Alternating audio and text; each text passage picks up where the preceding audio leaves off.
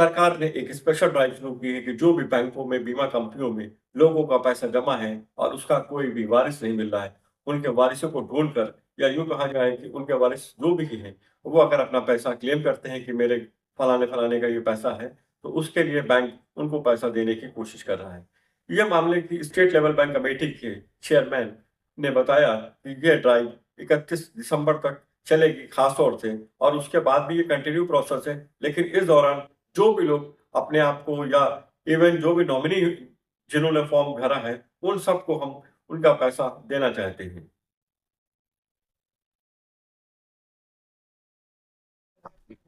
नहीं, हम cyber fraud के बारे में थोड़ा सा बताना चाहेंगे। उत्तर प्रदेश सरकार और उत्तर प्रदेश पुलिस ने मिलके, वैसे तो पूरे सेंट्रल लेवल पे भारत सरकार के द्वारा IC4 के नाम से संस्था है जो ये डिजिटल फ्रॉड को मॉनिटर करती है और इसको कर्टेल करने और कंट्रोल करने के लिए दिल्ली में संस्था है जो देखती है।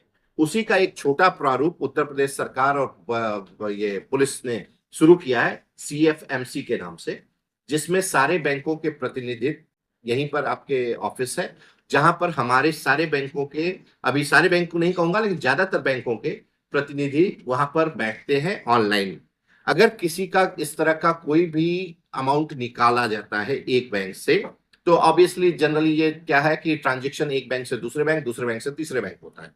तो अभी वहां पर सारे बैंकों के या ज्यादातर बैंकों के मैं कह सकता हूं और लोगों के प्रोसेस में है, वहां पे प्रतिनिधि बैठते हैं। अगर आप उसको कॉल करते हैं तो कॉल करने पे उस कॉल सेंटर पे तुरंत जिस भी बैंक से पैसा निकलता है और जिस बैंक को जाता है उसमें तुरंत कॉल्स करके रोक दिया जाता है, उसको नंबर क्या है।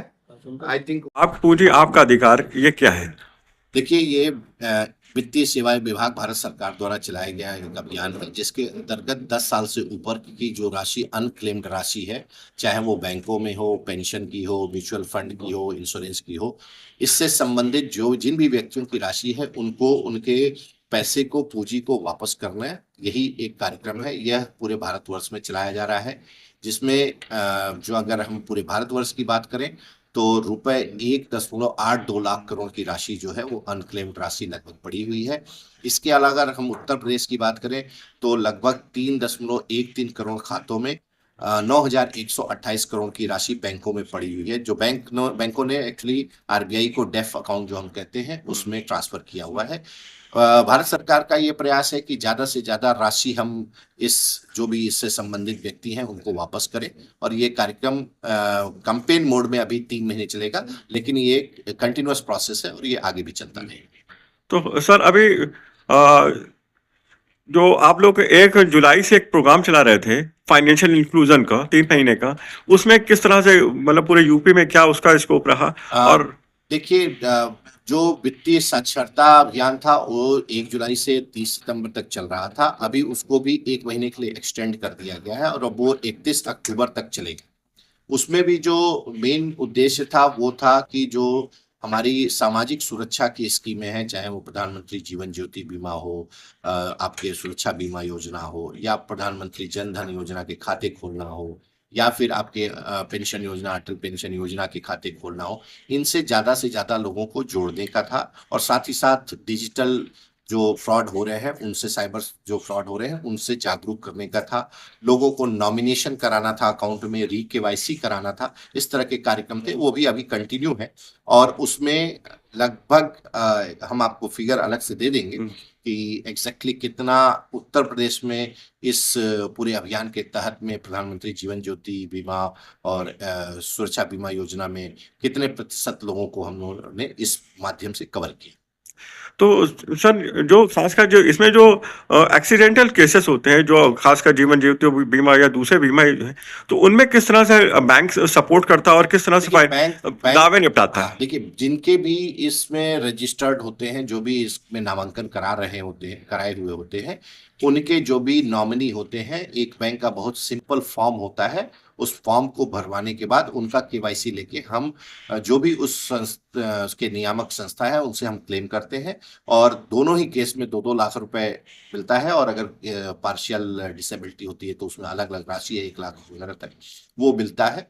तो ये सब चीजें बैंक की जो शाखा में आप जो भी व्यक्ति मृतक है उसके जो भी वारिस हैं या जो भी आश्रित हैं, अगर वो बैंकों से संपर्क करते हैं, शाखा से संपर्क करते हैं, तो उनको फॉर्म भरा के और उसको ऑनलाइन हम सबमिट करते हैं और क्लेम पाने के बाद उस व्यक्ति को बुला के उसके खाते में पैसे जमा करते हैं। सरकार द्वारा जो प्रायोजित आत्मनिर्भर भारत से जुड़ी हुई योजनाएं हैं, उनमें किस तरह से बैंक काम कर रहा है और किस तरह कौन कौन सी योजनाओं में ज्यादा फोकस है? देखिए, वैसे तो सरकार की बहुत सी योजनाएं हैं और सारी ही योजनाएं बहुत अच्छी हैं, चाहे वो पीएम स्वनिधि हो या प्रधानमंत्री मुद्रा योजना हो।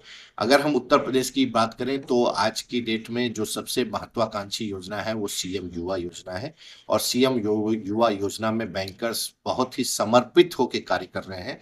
अगर मैं आपको आज के आंकड़े बताऊं तो आप ये मान के चलिए कि 1.5 लाख का लक्ष्य बैंकों को दिया गया है पूरे साल का, कि 1.5 लाख व्यक्तियों को हमको लोन देना है, और लगभग 1 लाख के करीब हम ऑलरेडी पहुंच चुके हैं।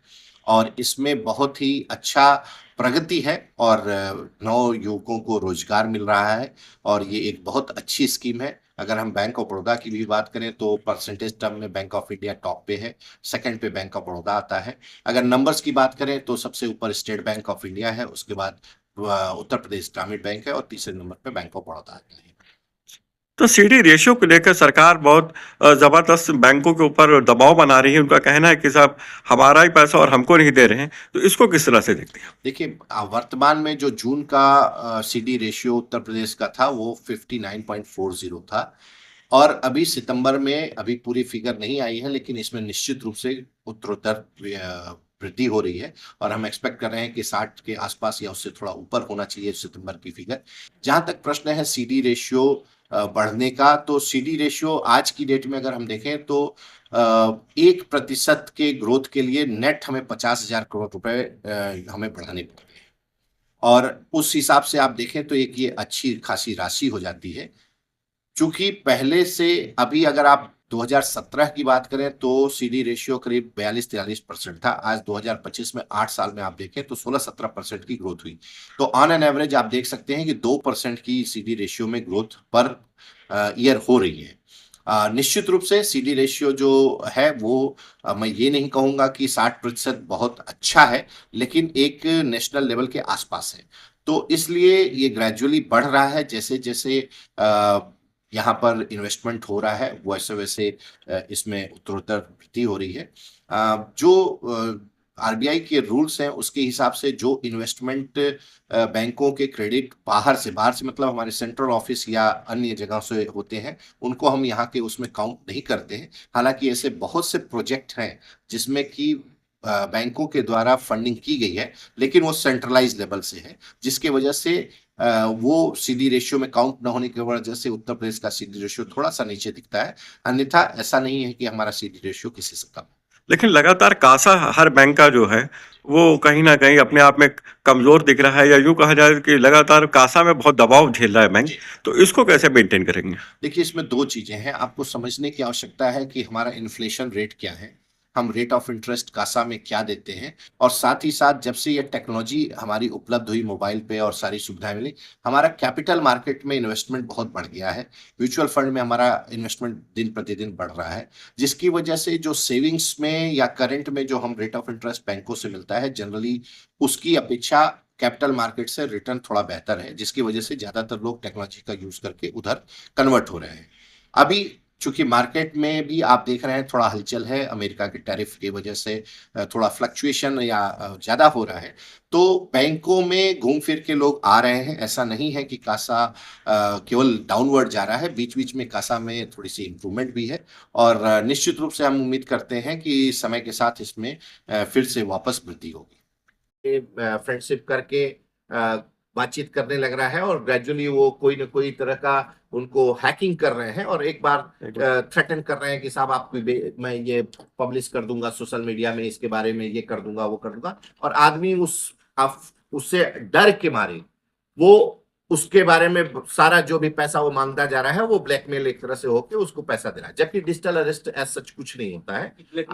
ब्लैकमेलिंग है बेसिकली, ये ब्लैकमेलिंग है कि आपका समाज में एक अच्छा स्थान है वो जानते हैं, और उसके बाद आप किसी तरह उसके चक्कर में फंस गए, तो उनको ये लगता है कि कहीं ऐसा ना हो कि हमारी सामाजिक प्रतिष्ठा पे आंच आए, तो वो डिमांड करते हैं कि आप कहीं बाहर नहीं जा सकते, आप कैमरे के सामने ही रहिए 24 घंटे, 48 घंटे, 76 घंटे, और हमको पैसा अपने अकाउंट से पेमेंट करते रहिए, ये करिए वो करिए, इस तरह की हरकतें होती है। इसमें कभी कभी फेक पुलिस का धमकी देते हैं, सीबीआई का धमकी देते हैं, इस तरह की धमकी देके वो करते हैं। मैं जागरूक करना चाहूंगा आम जनता को, डिजिटल अरेस्ट नाम की कोई भी चीज नहीं होती है, और किस तरह की कोई भी हरकत सोशल मीडिया पे कोई करता है तो इसको एकदम इग्नोर कर दें और अपने पैसे को सुरक्षित रखें, किसी को इसको भेजना नहीं है। आप कभी भी कोई भी बैंक या कोई भी वित्तीय संस्था किसी भी प्रकार से आपसे ओटीपी नहीं मांगते। तो कभी कोई कहे कि आपका क्रेडिट कार्ड खत्म हो गया है, वैलिड कराना है, आप ओटीपी दे दीजिए, आपका इंश्योरेंस खत्म हो गया है, आप गाड़ी का या किसी चीज का आप ओटीपी दे दीजिए, आपके अकाउंट का ये दे दीजिए, किसी भी तरह की इस तरह की जो जानकारी है कृपया इसको पास ऑन न करें, किसी को भी न करें। और किसी भी अननोन लिंक जो आती है, चाहे वो सोशल मीडिया से आए, चाहे ईमेल के थ्रू आए, जिस चीज के बारे में आपको जानकारी नहीं है उसको क्लिक न ये करें। बताइए कि अभी तक इसमें कोई ऐसा है कि कितना पैसा जो है लोग अपना गंवा चुके हैं डिजिटल अरेस्ट में? एज सच कोई रिकॉर्ड तो अभी डायरेक्ट नहीं है। सबसे बड़ी नहीं, राशि देखिए, इसमें जो अभी तक का ट्रेंड देखा गया है, ज्यादातर ये बड़े लोगों को ही पकड़ते हैं। बड़े लोगों मतलब जिनको वो मानते हैं कि बहुत समृद्ध है और मोटी राशि है। 10-20 हजार वालों पे जनरली इनका अटैक नहीं होता है, ये करोड़ों लाखों वालों को ही जनरली पकड़ रहे हैं, क्योंकि उन जो इसकी अगर आप साइकोलॉजी समझे इस डिजिटल अरेस्ट की, तो वो यही समझते हैं कि ये आदमी प्रतिष्ठित है और इसकी समाज में एक अच्छी प्रतिष्ठा है, अगर वो किसी तरह फंस गया तो उसकी प्रतिष्ठा को ही आंच आएगा, इसी को ब्लैकमेल वो करते हैं। इसमें बैंक क्या कर सकता है? इसमें बैंक जागरूक करता है समय समय पे, जैसे हम अभी आपके सामने प्रेस वार्ता कर रहे हैं, समय समय पे हम अपने डिजिटल प्लेटफॉर्म पे हमेशा सूचित करते रहते हैं कि इस तरह की कोई भी चीजें आप शेयर न करें किसी भी व्यक्ति से। बैंक किसी भी तरह की इस तरह की जानकारी नहीं लेता, अवेयरनेस प्रोग्राम ही कर सकते हैं।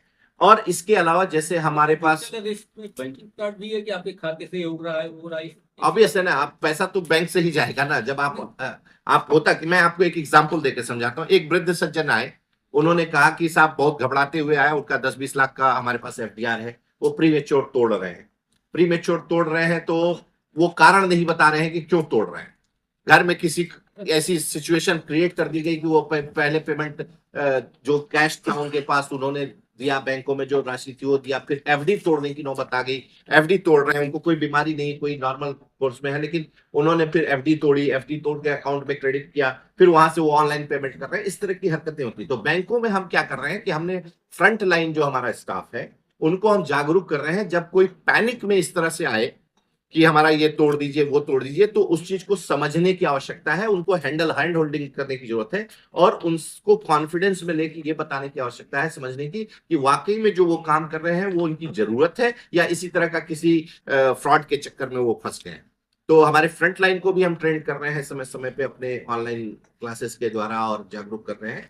साथ में ये बता रहे हैं कि इस तरह से जब भी कस्टमर आए उनको आप जागरूक करिए। प्लस हमारे जो डिजिटल प्लेटफॉर्म है, इस तरह की प्रेस वार्ता है, पैम्फलेट है, उससे हम जागरूक कर रहे हैं। सर सबसे पहले ये आप लोगों को ये भी बताइए कि जब भी कोई इस तरह की कोई घटना होती है तो आपके पास एक मैसेज आता है कि आपके पास से ये पैसा लिया गया या नहीं लिया गया, तो सबसे पहले उस पर हमको फोन करना होता है या नहीं करना होता? नहीं, देखिए, क्योंकि वहां पे ये होता है कि यहाँ डिजिटल अरेस्ट में क्या होता है कि नहीं, पैसे किसी भी तरह का किसी भी तरह का जब भी पेमेंट होता है तो जी। सर्टेन अमाउंट के ऊपर जी उनको मैसेज आता है। आजकल ड्यूल मैसेज आता है, ईमेल अगर आपने दे रखा है तो ईमेल पे भी आता है और वो आपके मोबाइल पे भी आता है। अगर आपने ये पेमेंट नहीं किया है तो आपको तुरंत आपकी ब्रांच पे या जो भी हमारा कॉल सेंटर का नंबर दिया होता है उस पर संपर्क करने की आवश्यकता है और उसको तुरंत ही इन्फॉर्म करके ब्लॉक कराने की आवश्यकता है। आपने बताया था साइबर फ्रॉड का भी चर्चा, तो अगर डिजिटल